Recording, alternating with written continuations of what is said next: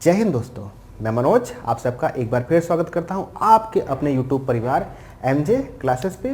दोस्तों अगर आप क्लास 12th में हैं तो आप बिल्कुल सही जगह पर आए हैं। ये जो वीडियो है ये आपका 2021 में जो होने वाली आगामी परीक्षा है यूपी बोर्ड, ठीक है, उसके लिए बनाई जा रही है। इसमें हमारा टारगेट है अब की बार 90 पार और पूरी कोशिश किया जाएगा, पूरा एफर्ट लगाया जाएगा, जिसमें मुझे आपका सहयोग चाहिए। यहाँ पर आपको physics, chemistry, mathematics, biology, Hindi, English सारी वीडियोस मिलती रहेंगी, ठीक है। और अगर आप इस चैनल पे नए हैं तो नीचे देखिए रेड कलर में लिखा है सब्सक्राइब, उसको क्लिक कीजिए और बेल आइकन दबा दीजिए ताकि कोई भी वीडियो मैं अपलोड करूँ आपके ऊपर नोटिफिकेशन जाएगा और आप उसको क्लिक करके वीडियो को देख सकते हैं। तो दोस्तों आज हम लोग केमिस्ट्री की बात करते हैं।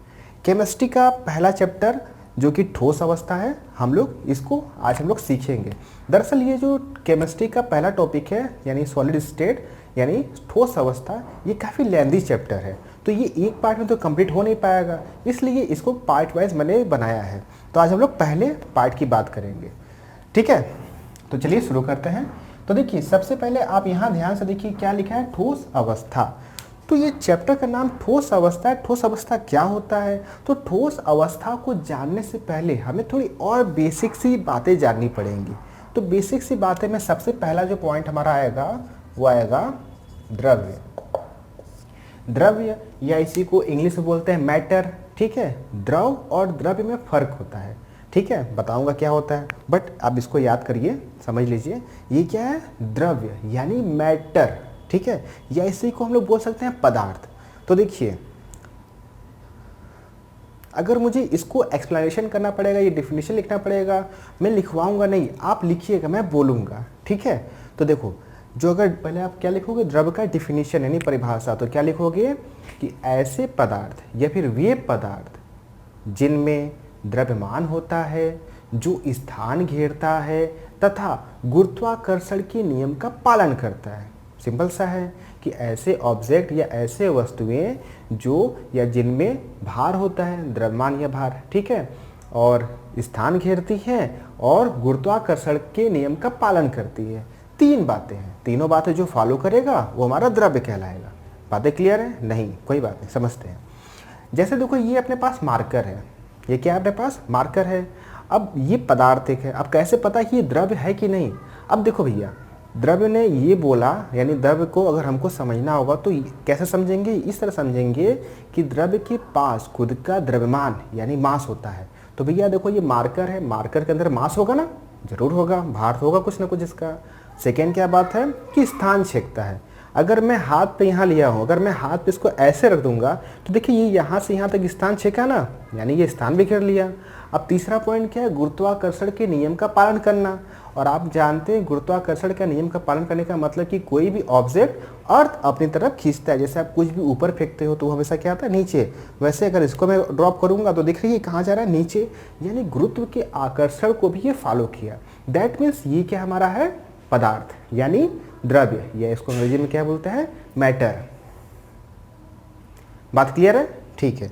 अब आपके मन में आएगा सर मेरी बॉडी, क्या मैं भी तो हो सकता हूँ, क्या मेरा भी तो वेट है? हाँ बिल्कुल वेट है भैया। अच्छा पहली बात ये कर लिया, अगर मैं यहाँ पे खड़ा हो गया तो मैंने भी तो स्थान छेक लिया, छेका ना, ठीक है। अब मुझे आप अगर किसी ऊंचाई से फेंकोगे, भैया फेंकना मत, बस बता रहा हूँ, अगर आप मुझे किसी ऊंचाई से फेंकोगे मैं कहाँ जाऊँगा, नहीं ऊपर तो जाऊँगा नहीं भैया, मेरे पास पर तो है लेकिन मैं उड़ जाऊँगा, मैं भी कहाँ जाऊँगा, नीचे जाऊँगा। इसका मतलब कि मेरे अंदर भी यानी मैं भी गुरुत्वाकर्षण के नियम का पालन करता हूँ, ठीक है, यानी मैं भी क्या हूँ, मैटर, यानी मैं भी क्या हूँ, पदार्थ, या फिर हम लोग क्या बोलेंगे, द्रव्य। बातें क्लियर हो गई? अब देखिए अब ये जो पदार्थ होते हैं, पदार्थ यानी द्रव्य, ये जो द्रव्य होते हैं ये तीन भागों में डिवाइड होते हैं। कौन कौन सा? तो चलिए इसको समझते हैं। तो इसको समझने से पहले मैं आपको एक जरा सा थोड़ा सा एग्जांपल देना चाहूँगा वाटर का। आप पानी देखे है ना, तो जो पानी होता है, क्या पानी भी गुरुत्वाकर्षण के नियम का पालन करता है? ऊपर फेंकेंगे तो ऊपर से नीचे आएगा, यानी वह भी गुरुत्वाकर्षण के नियम को फॉलो करेगा, नीचे जाएगा, बैठ जाएगा, यानी अपना एक एरिया कवर करेगा, स्थान छेकेगा, उसका भी मास होगा, हाँ होगा, यानी वो भी क्या है, द्रव्य है।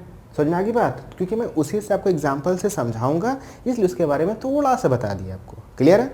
तो देखो उसी बेसिस पे जो हमारा द्रव्य होता है यानी मैटर होता है यानी जो हमारा पदार्थ होता है उसकी 3 अवस्थाएं होती हैं यानी 3 स्टेट होते हैं। कौन कौन सा समझते हैं। तो देखो पहला जो हमारा होता है वो होता है ठोस अवस्था। क्या होता है? ठोस अवस्था, या इसको अंग्रेजी बोलते हैं क्या? Solid state. और यही हमारा ठोस अवस्था या फिर सॉलिड स्टेट है। ठीक है। जो सेकेंड केस होता है, सेकेंड केस क्या होता है? द्रव, द्रव अवस्था या फिर लिक्विड स्टेट बोलते हैं। और तीसरा क्या होता है? गैस अवस्था। ठीक है, गैसियस स्टेट। तो देखो ये जो हमारा द्रव्य होता है यानी मैटर होता है, ये 3 इसकी अवस्थाएं होती। मैंने यहाँ पे इसको भी डिस्क्राइब नहीं किया, बस बता दिया आपको। अब देखो अपने को इस चैप्टर में, चैप्टर का नाम क्या है? सॉलिड स्टेट यानी ठोस अवस्था। यहाँ पर भी ठोस अवस्था है, यानी हमको इसके बारे में क्या करना है? पढ़ना है। और इन दोनों को इस चैप्टर में नहीं पढ़ना है। बट अब आप बोलोगे सर तो बताए क्यों? भैया जानकारी तो चाहिए ना, जानकारी नहीं रहेगा फिर तो अच्छी बात नहीं रहेगी। ठीक है, तो इन दोनों के बारे में हम थोड़ा सा समझते हैं और हम लोग इसको डिस्क्राइब करेंगे, यानी उसके बारे में उसको ओपनली पूरा का पूरा खोल करके समझेंगे कि क्या होता है, कैसे होता है, कैसे ये क्रिस्टल होता है और ये कैसे अक्रिस्टल होता है, क्यों होता है, किसका एनर्जी ज़्यादा होगा, किसका एनर्जी कम होगा, बाकी हर एक चीज़ को समझेंगे। तो उससे पहले थोड़ा सा डिस्कस करते हैं किसके बारे में? द्रव अवस्था और गैस की अवस्था के बारे में। इसको लिखोगे नहीं लिखोगे कोई दिक्कत नहीं है, नहीं लिखोगे तो भी चलेगा, लेकिन सॉलिड स्टेट यानी जो ठोस अवस्था वाला मैं एक्सप्लेन करूँगा, आप उसको अपना नोट्स में लिखते रहिएगा। तो चलो पहली बात करते हैं द्रव अवस्था की। देखो द्रव अवस्था जो होते हैं इनके जो मॉलिक्यूल्स होते हैं, ठीक है, ये थोड़े दूर दूर पे होते हैं। क्या होता है? ये थोड़े डिस्टेंस पे होते हैं। ये पहली प्रॉपर्टी इनकी होती है कि जो लिक्विड स्टेट है यानी द्रव अवस्था होते हैं उनके जो अणु होते हैं वो थोड़े दूर दूर होते हैं। अब आपके मन में आएगा सर ये क्या, समझ नहीं आ रहा है। दरअसल कोई भी ऑब्जेक्ट जो बनता है वो अणुओं परमाणुओं से मिल के बना होता है। जैसे अगर मैं इस मार्कर की बात करूंगा, मैं इस मार्कर को ब्रेक करता गया ब्रेक करता गया ब्रेक करता गया, तो जो सबसे छोटा वाला पार्ट आएगा, ठीक है, वह क्या कहलाएगा? अणु। ठीक है, अब अणु को भी मैं ब्रेक करूंगा तो किस में होगा? परमाणु में। ठीक है, और फिर परमाणुओं को ब्रेक किया गया तो किससे मिलके बनते हैं? इलेक्ट्रॉन प्रोटॉन न्यूट्रॉन से। ठीक है, तो इलेक्ट्रॉन प्रोटॉन न्यूट्रॉन से मिल करके हमें क्या मिला? परमाणु। और परमाणुओं से मिल करके हमको क्या मिला? अणु। और अणुओं से मिल करके हमको क्या मिला? आपका मैटर यानी द्रव्य। अब इनकी अवस्थाएं अलग अलग कितने प्रकार की होती है? 3 प्रकार की, ठोस, द्रव, गैस। तीनों बातें क्लियर है? पक्का वाला ना? ठीक है, तो चलो वैसे ही जो इनके बीच के जो अणु होते हैं, जो इनमें प्रेजेंट होते हैं, अणु जो इनके बीच में होते हैं, उनके बीच में जो अणुओं के बीच में गैपिंग होती है, उनके बीच में क्या होता है? थोड़ा थोड़ा जगह होता है खाली। ठीक है, एक ये हो गया किसके बारे में? हम लोग द्रव के बारे में ये समझे।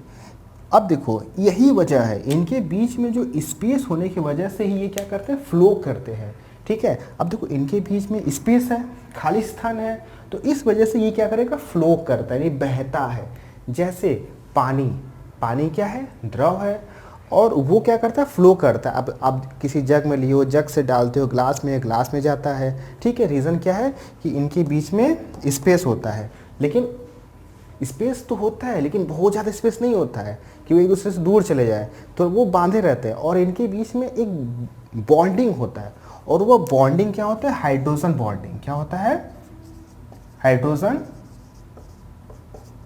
बॉन्डिंग, या आप इसको बोल सकते हो हाइड्रोजन बंध। ठीक है, हाइड्रोजन बंध के कारण ही ये लिक्विड स्टेट में होते हैं। क्यों? क्योंकि सर ये जो दो आपके जो अणु है या परमाणु या आयन है, ये पड़े हुए हैं, इनके बीच में एक बॉन्डिंग होता है, वीक बॉन्डिंग होता है, कमज़ोर बॉन्डिंग होता है।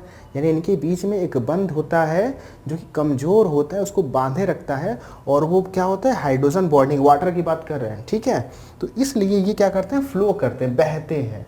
ठीक है, अच्छा ये एक बात हो गई। दूसरी बात ये है कि जो इनका आयतन होता है, आयतन इनका क्या होता है? निश्चित होता है। निश्चित क्या, ये क्या आयतन क्या होता है? आपका फिक्स्ड होता है। लेकिन इसका जो आकृति होता है, क्या चीज़?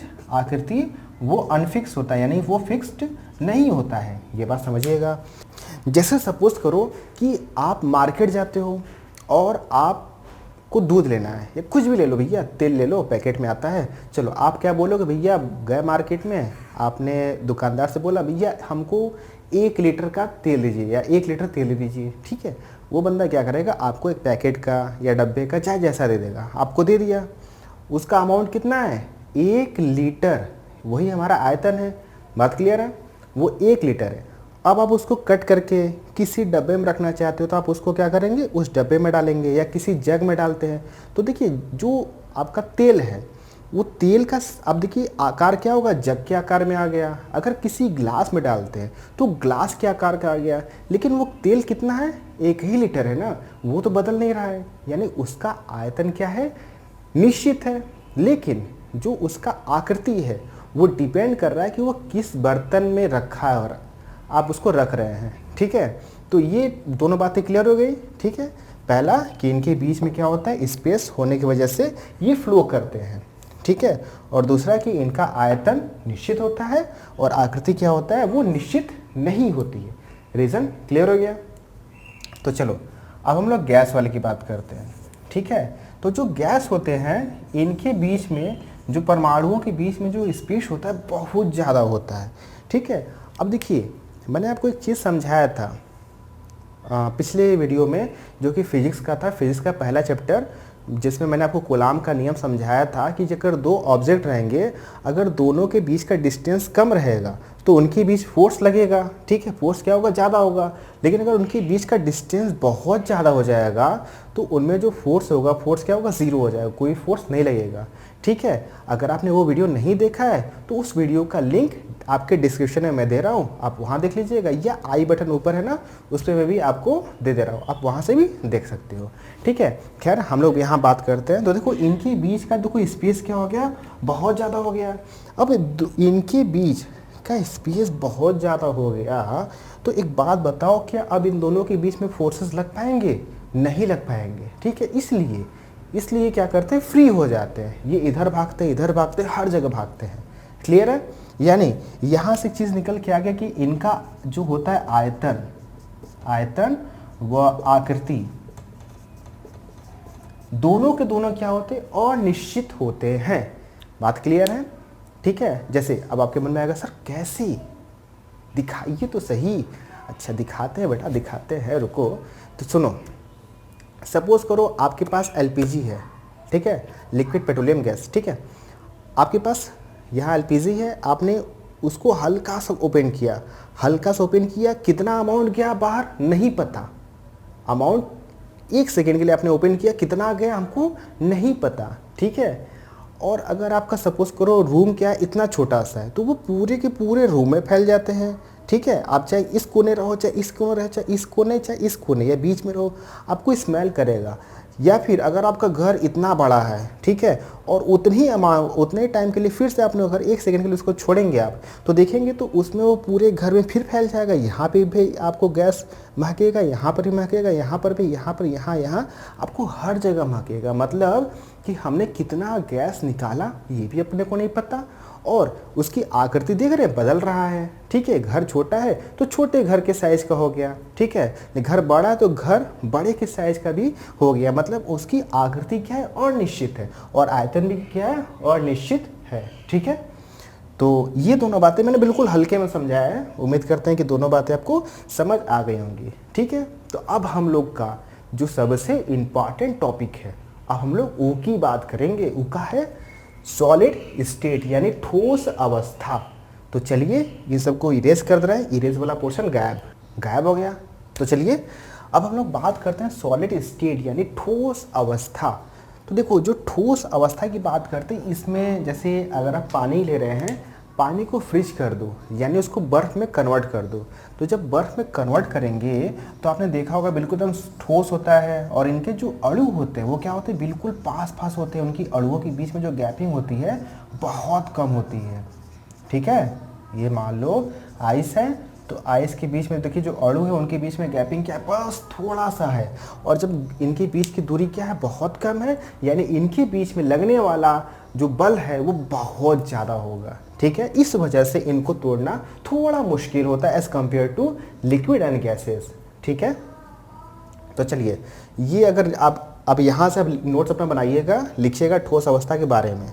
ऐसे पदार्थ या ऐसे वस्तु जिनके आकार व आकृति निश्चित होते हैं उन्हें ठोस कहते हैं। क्या लिखेंगे आप कि ऐसे वस्तु, ठीक है, जिनके आकृति व आकार निश्चित होते हैं उन्हें ठोस कहते हैं। क्लियर है बात? अब आपके मन में आएगा सर कैसे? जैसे ये अपने पास मार्कर है, फिलहाल समझिएगा सॉलिड ही है, तो देख रहे हैं इसकी आकृति पे आपका क्या है, मार्कर का आकृति है, ये तो फिक्स है, ठीक है, और इसका एक आयतन भी होगा वो भी फिक्स है, ये चेंज नहीं होगा। ठीक, क्लियर है? ये इसी टाइप का रहेगा। या और एग्जाम्पल देखना है तो जैसे ब्रेंच ले लो, ब्रेंच का देखिए आकृति क्या है, ब्रेंच आपका ठोस भी है, ठीक है, बिल्कुल सॉलिड है, और उसकी आकृति भी फिक्स है, ब्रेंच के आकार का है, उनका आयतन भी क्या होता है, फिक्स होता है। क्लियर है? चाहे आप बैग या फिर डस्टर ले लो, आप डस्टर भी क्या होता है, उनका आकृति और आयतन दोनों के दोनों निश्चित होते हैं। क्लियर है बात? ठीक है, कोई डाउट? ठीक है, तो अब हम लोग बात करते हैं इनकी प्रॉपर्टीज की। तो देखो ठोस ओके गुड, ये हेडिंग लिखिएगा। इसमें पॉइंट वाइज मैं जो जो पॉइंट बोल रहा हूँ वो पॉइंट आप उसको अच्छे से याद करिए या लिख लीजिए, लिखते रहिएगा। देखिए पहली चीज़ कि जो हमको लिखना है वो हमको समझ में भी आना चाहिए, ठीक है। अगर नहीं समझ के लिख रहे हो तो फिर गड़बड़ है।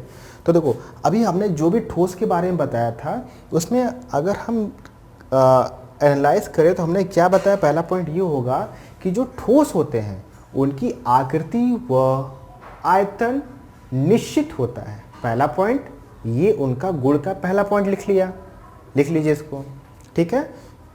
और अब इसके सेकेंड पॉइंट की बात करते हैं। तो सेकेंड पॉइंट क्या होगा, सेकेंड पॉइंट ये हो जाएगा कि सर इनके अणुओं के बीच की जो दूरी होती है वो बहुत कम होती है, ठीक है। बात समझ में आ गई? तो हमने 2 पॉइंट यहाँ से लिख लिए।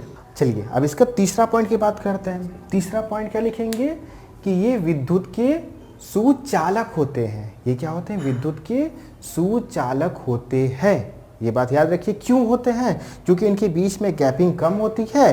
अगर आप इधर टच करेंगे तो ये इधर से क्या होगा, टच ये सब के सब है तो ये आगे तक चला जाएगा।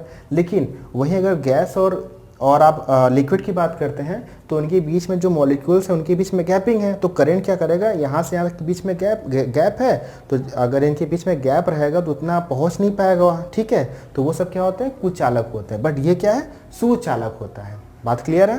तो वैसे ही चौथा पॉइंट लिखिएगा कि इनके बीच लगने वाला बल क्या होगा, दूरी क्या है, कम है, तो बल क्या होगा, बहुत ज़्यादा होगा।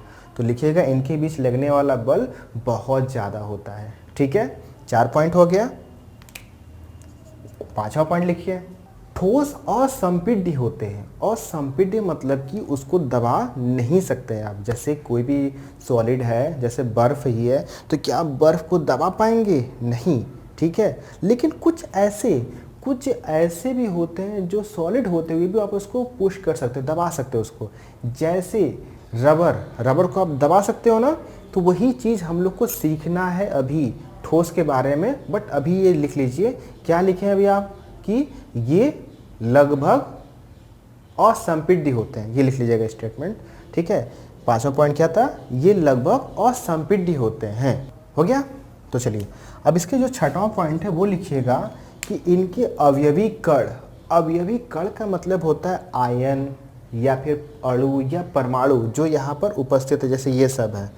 तो ये क्या होते हैं, इनकी जो अवस्थाएं होती है वो स्थिर होती है। क्या लिखेंगे, इनके अवयवी कण स्थिर होते हैं। मतलब स्थिर का मतलब रुके रहते हैं, इधर उधर नहीं जाते हैं। क्यों? जा ही नहीं पाएंगे। देख लो पूरा एकदम सॉलिड पैक है, एकदम टाइटली पैक्ड है। ये क्या करता है, सिर्फ कंपन करता है। ये सिर्फ कंपन करते हैं। कंपन का मतलब बस अपने जगह पे वाइब्रेट करना, ऐसे ऐसे हिलते रहेंगे, वो आगे की ओर नहीं बढ़ेंगे। ये हम लोग का 6वां पॉइंट था। पॉइंट नंबर 6 लिख लिया, बहुत अच्छे। अब इसका जो 7वां पॉइंट है वो लिखिएगा। 7वां पॉइंट ये है कि जो इनकी डेंसिटी होती है, यानी घनत्व होता है, वो क्या होता है, बहुत ज़्यादा होता है। रीज़न क्यों है, क्या है कि सर देखो डेंसिटी यानी घनत्व बराबर क्या होता है, द्रव्यमान बटे में आयतन। तो देखो जो आयतन होता है किसी भी ठोस का बहुत कम होता है। इसके वजह से ये जो हमारा टोटल वैल्यू आएगा वो क्या होगा, अधिक आ जाएगा। ठीक है, ठीक है, क्यों? क्योंकि ये हमारा V क्या है, कम होता है। कोई भी सॉलिड होगा उसका जो आयतन होगा वो कम होगा। ठीक है, तो इसकी वजह से उनका डेंसिटी क्या होता है, बहुत ज़्यादा आता है। ठीक है, ये हम लोग का 7वां पॉइंट याद कर लीजिएगा कि जितने भी ठोस होते हैं, ठोसों का जो डेंसिटी होता है यानी जो घनत्व होता है वह अधिक होता है। ठीक है, तो अब ये तो हमने ठोस के बारे में बताया कि क्या होता है ठोस और उसकी क्या क्या प्रॉपर्टीज़ होती हैं, मैंने वो सारी बातें बता दी। अब हम लोग सीखने वाले हैं ठोस कितने प्रकार के होते हैं। तो दोस्तों अब हमारा जो अगला हेडिंग होगा वो क्या होगा, ठोसों के प्रकार। आप क्या लिखेंगे, ठोसों के प्रकार। तो देखिए जो ठोस होते हैं वो 2 प्रकार के होते हैं। अब मैंने अभी आपको बताया कि एक दब जाते हैं, एक दबते नहीं है, उन्हीं की बात हो रही है। ठीक है, तो देखो पहला क्या है, क्रिस्टलीय ठोस, और जो दूसरा है क्या है, अक्रिस्टलीय ठोस। अब ये क्रिस्टलीय ठोस किसे कहते हैं, अक्रिस्टलीय ठोस किसे कहते हैं, तो इनको लिखिएगा। तो हेडिंग लिखिए क्रिस्टलीय ठोस। तो देखिएगा क्रिस्टलीय ठोस क्या होता है उसको हम एक्सप्लेन कर रहे हैं। वे ठोस जिनके अणु निश्चित व्यवस्था में होते हैं उन्हें क्रिस्टलीय ठोस कहते हैं। देखिए मैंने क्या बोला कि ऐसे ठोस जिनके अणु व्यवस्थित क्रम में या फिर निश्चित क्रम में, ठीक है, निश्चित व्यवस्थित होते हैं उन्हें क्रिस्टलीय ठोस कहते हैं। और दूसरा पॉइंट क्या है, अक्रिस्टलीय ठोस। तो अक्रिस्टलीय ठोस में क्या लिखोगे आप कि ऐसे ठोस जिनके अणु निश्चित व्यवस्था में नहीं होते हैं उन्हें अक्रिस्टलीय ठोस कहते हैं। दोनों बातें क्लियर हो गई? ठीक है, पक्का? चल ठीक है। अब देखो, अब इसके एग्जाम्पल की बात करते हैं। एग्जाम्पल में आपका हो जाएगा NaCl, मैग्नीशियम, ETC एक्सेट्रा, ठीक है, इत्यादि। और आपका अक्रिस्टलीय में क्या क्या हो जाएगा, अक्रिस्टलीय में जैसे रबड़ हो गया, ग्लास हो गया, ग्लास मतलब सिलिका, सिलिका मतलब SiO2। ठीक है, तो अभी मैं इसको एक्सप्लेन करूंगा, समझाऊंगा कि कैसे इनका अरेंजमेंट क्या होता है, क्या कैसे बता सकते हैं कि हमारा जो ग्लास होता है वह आपका अक्रिस्टलीय ठोस होता है, क्यों होता है, इसको हम लोग एक्सप्लेन करेंगे। अभी आप इसको अच्छे से लिख लो। ठीक है, तो चलो अब हेडिंग लिखिएगा आप लोग, क्रिस्टलीय ठोस तथा अक्रिस्टलीय ठोस में अंतर। जब मैं आपको अंतर लिखवाऊंगा आपको दोनों बातें में पूरा टोटली खत्म हो जाएगा कि क्या फंडा है, क्या वजह है कि इनको बांटा गया है, जो ठोस है उनको 2 भाग में बांटा गया है उनके अरेंजमेंट के हिसाब से। ठीक है, तो चलिए अब इसको हटाते हैं। तो चलिए फ्रेंड्स, अब हम लोग समझते हैं कि दोनों में क्या क्या अंतर होता है क्रिस्टलीय ठोस और अक्रिस्टलीय ठोस में।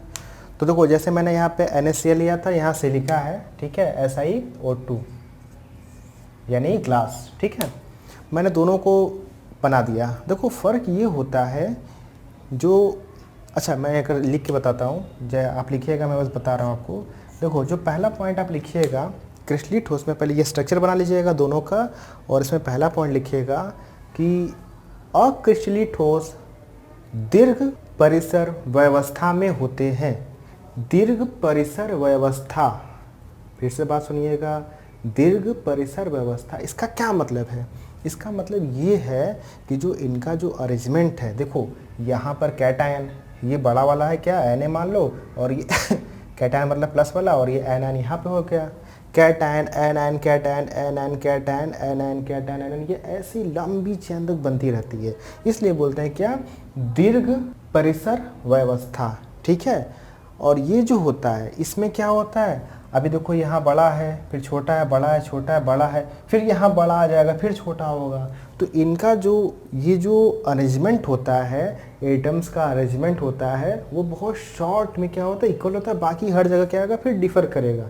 देखो जैसे अगर आप देखेंगे ध्यान से, देखो यहाँ पे इनके बीच का बॉन्डिंग, बॉन्ड लेंथ, जो इनकी बॉन्ड के बीच की जो लंबाई है और यहाँ के बॉन्ड के जो बीच की जो लंबाई है, वो क्या ये छोटी है, ये क्या है, बड़ी है, ये फ़र्क है। अभी इसके रिलेटेड मैं टॉपिक बताऊंगा, बट समझिएगा कि इनमें क्या होगा कि इनकी जो अरेंजमेंट होता है वो थोड़े से होते हैं, ठीक है, थोड़े से होते हैं, तो उसके बाद ये क्या होता है, डिसअरेंजमेंट में आ जाते हैं, मतलब कोई भी रैंडमली उसमें आ जाता है। ठीक है, तो आप सेकेंड वाले पॉइंट में क्या लिखेंगे, लघु परिसर व्यवस्था। क्या लिखेंगे, अच्छा लिख दे रहा हूं मैं, लघु परिसर व्यवस्था। ठीक है, ये और इधर क्या हो जाएगा, दीर्घ हो जाएगा, दीर्घ परिसर व्यवस्था। ठीक है, ये दोनों बात याद रखिएगा। रीज़न आपका क्या होगा कि यहाँ पे रैंडमली ये सब चेंजेस होने लगेंगे, कहीं पे बॉन्ड लेंथ छोटा हो जाएगा तो कहीं बॉन्ड लेंथ क्या होगा, बड़ा हो जाएगा। ठीक है, तो ये सारी इसमें चीज़ें आएंगी। और आप देखोगे यहाँ तक तो ठीक है, यहाँ तक तो काम हो गया। ठीक है, लेकिन लेकिन लेकिन लेकिन प्रॉब्लम यहाँ पे ये आ जाती है कि आगे चल के ये जैसे यहाँ पे कैटायन है तो कैटायन वाला ही आ जाएगा, ये आगे समस्याएं हो जाती है। ठीक है, तो इसको समझ लीजिएगा अच्छे से, कोई दिक्कत नहीं होनी चाहिए कि इनमें क्या होगा, दीर्घ परिसर व्यवस्था होता है। इसमें आपका वैसे ही के वैसे स्ट्रक्चर जो है वो काफ़ी आगे तक काफ़ी लंबे रेंज में चलते हैं, लेकिन इसमें क्या होता है, छोटे यानी छोटा सा रहेगा, फिर उसके बाद अरेंजमेंट क्या होगा, डगमगा जाएगा। ठीक है, वहाँ पे कैटायन कैटायन फिर एनायन एनायन ऐसे ऐसे आने लगते हैं। ठीक है तो ये हमारा पहला पॉइंट था। इसका सेकेंड पॉइंट की बात करते हैं। इनका जो गलनांक होता है वह निश्चित और फिक्स होता है। जो हमारे क्रिस्टलीय ठोस होते हैं इनके गलनांक यानी मेल्टिंग पॉइंट वो फिक्स होता है। ठीक है, निश्चित और फिक्स होता है। लेकिन जो हमारे अक्रिस्टलीय ठोस होते हैं इनके गलनांक निश्चित नहीं होते हैं, ये एक रेंज में होते हैं। इसका रीज़न क्या है, क्यों ऐसा हुआ? दरअसल यहाँ पर देखो, हर जगह आपका जो अरेंजमेंट एक जैसा है, यहाँ पर आपका अरेंजमेंट क्या है, अलग अलग है। अगर आप ऑब्जर्व करोगे तो देखो यहाँ पे इनके बॉन्ड लेंथ क्या है, छोटी सी है। तो ये आपको पता है कि जितना दूरी कम रहेगा फोर्स क्या होगा, उतना ज़्यादा होगा, यानी हमको टेम्परेचर उतना ज़्यादा देना पड़ेगा। जितना ज़्यादा लंबाई रहेगा उतनी जल्दी वो टूट जाएगा। ठीक है, लेकिन यहाँ पे देखेंगे तो आपको उनके बीच का जो रैंडमली जो डिस्टेंस है वो आपको सब में बराबर दिखेगा, यानी बॉन्ड लेंथ क्या है, सब में इक्वल है, यानी सब के सब एक ही टेम्परेचर यानी 1-2 डिग्री के आसपास में सब के सब क्या होगी, ब्रेक हो जाएंगे। जैसे सपोज करते हैं, ऐसे मान लीजिए कि कोई क्रिस्टलीय ठोस है जो कि आपका 140 पे ही क्या हो गया, वो मेल्ट हो गया। ठीक है, लेकिन अगर इनकी बात करते हैं तो इनकी कोई ये पिघलना स्टार्ट होगा, पिघलेगा, डायरेक्टली पिघलेगा नहीं, ये पिघलना स्टार्ट होगा धीरे धीरे धीरे धीरे। 140 से पिघलना स्टार्ट होगा तो सपोज करो 190 डिग्री पे ये कंप्लीट पिघल जाएगा। लेकिन अगर मैं सीधे 140 पे इसको करूँगा तो ये टोटली क्या होगा, पिघल जाएगा, एक बार में सब क्या होगा, पिघल जाएगा। लेकिन जो अक्रिस्टलीय ठोस होते हैं वो क्या होते हैं, उनका रेंज होता है कि वो 140 से पिघलना प्रारंभ करेगा, होते होते होते जब उसको आप 190 डिग्री लेके जाओगे तो वो टोटली क्या होगा, पिघल के खत्म होगा। ठीक है, पिघल जाएगा। समझ में आ गई बात, ये कोई प्रॉब्लम नहीं होनी चाहिए। ठीक है, रीज़न क्या है, क्योंकि देखो यहाँ बॉन्ड लेंथ यहाँ पे कम है, यहाँ पे क्या हो गया, ज़्यादा। तो इस वजह से ये जो होते हैं लघु परिसर व्यवस्था, और ये इनका जो टेम्परेचर होता है वो वेरी करता है, नहीं रेंज में होता है, 140 से 190 तक ये रेंज होता है इनका। ठीक है, तो ये दो बातें क्लियर हो गई। तो चलो अब हम लोग इसका तीसरा पार्ट देखते हैं। तीसरा पॉइंट क्या हो सकता है? जो तीसरा पॉइंट है, तो जो तीसरा पॉइंट ये है कि हम किसी भी क्रिस्टलीय ठोस को अगर काटते हैं, यानी अगर उसको काटेंगे आराम से कट जाएंगे। ठीक है, और वो बिल्कुल शार्प होगा, यानी स्पष्ट होगा, बिल्कुल स्मूथ होगा, चिकना होगा। लेकिन जो हमारा अक्रिस्टलीय होगा वो क्या होगा, आपका चिकना नहीं होगा, वो रफ होगा। ठीक है, अच्छा अब आपके मन में आएगा, सर कैसे? जब हम लोग शीशे को काटते हैं तो शीशा तो बिल्कुल चिकना होता है, बट ये आपको लगता है, जबकि ये माइक्रोस्कोपिक यानी बहुत ही छोटे लेवल पे देखा गया है। वहाँ पे पाएगा कि जो इसका सरफेस होता है, जो काटा गया है, वो रफ होता है, स्मूथ नहीं होता है। अगर मैं रियल एग्जांपल देना चाहूँ, अगर आपके लाइफ में, जैसे पेंसिल है, पेंसिल का जो लेड होता है जिससे हम लोग लिखते हैं, ठीक है, जो लेड होता है इसका, उससे लिखते हैं हम लोग, वो क्या होता है, ग्रेफाइट, और ऊपर क्या होता है, लकड़ी।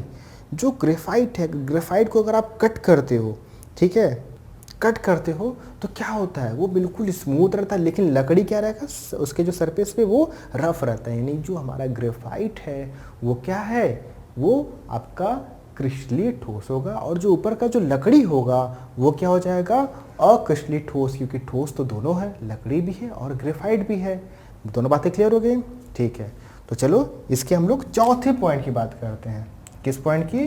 चौथे पॉइंट की। देखो भैया नोट्स बनाते रहो आप, ठीक है। मैं अगर लिखवाऊंगा फिर समझाऊंगा, काफ़ी लेंदी वीडियो बन जाएगा और ये चैप्टर बहुत है और जहाँ तक हमको लगता है इस चैप्टर को ख़त्म करने में 6-7 लेक्चर लग जाएंगे मुझे, ठीक है। तो आप लोग अपना नोट्स बनाते रहो, मैं उसको एक्सप्लेन करता रहूँगा, ठीक है। तो ये चौथे पॉइंट की बात करते हैं हम लोग। तो चौथा पॉइंट ये है कि जो इनका ज्यामितीय संरचना होता है वह निश्चित होता है, क्योंकि देख रहे हो निश्चित हर जगह एक फिक्स है कि आपका cation anion cation anion cation anion cation anion आपका रेंडम मतलब पूरा नॉर्मली एकदम बिल्कुल सही क्रम में है, ठीक है। ज्यामितीय आकृति बिल्कुल निश्चित होती है। लेकिन यहाँ पे क्या होगा, रैंडम कहीं पे बॉन्ड ऑर्डर क्या हो गया, बढ़ गया, छोटा हो गया, फिर यहाँ पे देखो कैटैन, यहाँ भी कैटैन, यहाँ पे भी आपका फिर एनायन एनायन आने लगता है। तो इसलिए इनकी जो ज्यामितीय आकृति होती है वो अनिश्चित होती है और इनकी आपका निश्चित होता है। ये हम लोग का पॉइंट नंबर 4 है, ठीक है। अब हम लोग इसके 5वें पॉइंट की बात करते हैं। पॉइंट नंबर 5 ये होता है एन आइसोट्रॉपिक सॉलिड, ठीक है। और जो हमारा अक्रिस्टलीय होता है वो होता है आइसोट्रॉपिक सॉलिड। अच्छा, अब इसको समझ लीजिए कि मैं इसको आइसोट्रॉपिक क्यों बोल रहा हूँ, इसको एन आइसोट्रॉपिक क्यों बोल रहा हूँ। देखो ये इसके रिफ्रैक्टिव इंडेक्स पे डिपेंड करता है। यहाँ पर जितनी बार अगर आप इसका रिफ्रैक्टिव इंडेक्स निकालेंगे, इसका अलग अलग डायरेक्शन में अलग अलग रिफ्रैक्टिव इंडेक्स होगा। जैसे अगर मैं इस साइड से इधर जाऊंगा तो देखो आपका क्या है, cation anion cation anion cation anion ऐसे आएगा। लेकिन मैं अगर इधर से चला गया तो देखो क्या है, एनायन एनायन एनायन एनायन, ठीक है। नहीं क्लोरीन क्लोरीन क्लोरीन क्लोरीन ही आ रहा है। तो इस तरीके से देख रहे हैं रिफ्रैक्टिव इंडेक्स यहाँ पर भी अलग आ रहा है, यहाँ भी अलग आएगा, यानी इसकी डायरेक्शन में बार बार क्या होगा, अलग अलग होता रहेगा, ठीक है। लेकिन अगर मैं इसमें जाऊँगा, जैसे अगर मैं इधर से इधर चला या इधर से इधर चल के देखते हैं, इधर से इधर चलूँगा तो क्या होगा, कैट एन कैट, ठीक है। अगर मैं इधर से इधर चला तो क्या है, एन कैट, तो वही चीज़ें आ गई। तो इसमें क्या होता है, रिफ्रैक्टिव इंडेक्स या डायरेक्शन जो होते हैं वो हमेशा क्या होता है, इक्वल ही आता है। इसलिए इसको क्या बोलते हैं, आइसोट्रॉपिक सॉलिड बोलते हैं और इसको क्या बोलते हैं, एन आइसोट्रॉपिक सॉलिड कहते हैं। ये दोनों, ये सारी बातें दोनों के बीच का जो डिफरेंस था मैंने आपको एक्सप्लेन कर दिया। तो आज के लिए इतना है, गर्मी ज़्यादा है, हालत देख रहे हो। तो अगले टॉपिक में हम लोग बात करेंगे जो हमारा क्रिस्टलीय ठोस होता है कितने प्रकार के होते हैं, सारे को अच्छे से समझेंगे। आप प्लीज़ नोट्स बनाओ, क्योंकि देखो अभी क्लास नहीं चल रहा है कहीं, तो आपको पढ़ना है, अच्छे परसेंटेज लाने हैं। और मैं आपका जब ये टोटली समाप्त हो जाएगा तो इससे रिलेटेड जितने क्वेश्चंस आए हुए हैं अब तक के एग्ज़ाम बोर्ड में, सारे क्वेश्चंस लगवाऊँगा और मैं आपको अपना नंबर दूँगा, व्हाट्सएप नंबर, जिस पे हम लोग क्वेश्चंस, अभी नहीं, जब एग्ज़ाम टाइम जब नियर होगा आप मुझे उस पर व्हाट्सएप करना, उस पर जितने क्वेश्चंस पूछना है सारे मैं आपको पूरे के पूरे बताऊंगा ग्रुप में, ठीक है। और अगर वीडियो आपको समझ आई तो प्लीज़ आप वीडियो को अपने फ्रेंड सर्कल में शेयर ज़रूर करना, ठीक है। तो मिलते हैं अगले वीडियो में, तब तक के लिए जय हिंद।